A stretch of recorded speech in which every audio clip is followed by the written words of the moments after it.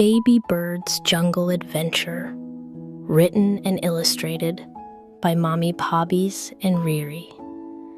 Deep inside a lush green jungle lived a tiny bird named Riri.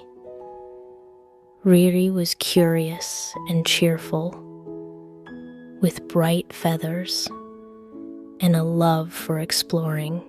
Every morning, her parents reminded her, "Stay close to us. The jungle is beautiful, but it can also be dangerous." One sunny morning, while her parents were busy gathering food, Riri saw colorful butterflies fluttering into the forest.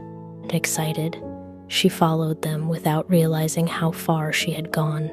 After a while, Riri felt tired and confused. "Oh no," she chirped softly. "I don't know the way home." As Riri flew around near the river, she saw an elephant. "Excuse me, Uncle Elephant. Do you know the way to my home? I am sorry, little one. I don't know your nest, but follow the trees with yellow flowers. They lead toward the safer part of the jungle." Riri flew further to the direction instructed by Uncle Elephant, and after a few miles she saw a giraffe munching leaves off a tree.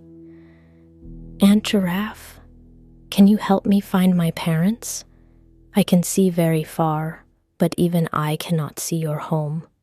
"You should not travel alone, little bird." Soon a playful monkey jumped down from a branch of a tree. "Why do you look sad? I'm lost. I can show you the river, but you should wait for your parents. The jungle can be tricky." The monkey said Riri should stay by the river and wait for her parents, but she flew a bit to a big tree. There she saw a snake. "Sorry to bother you, Madam Snake. Is this the way home?"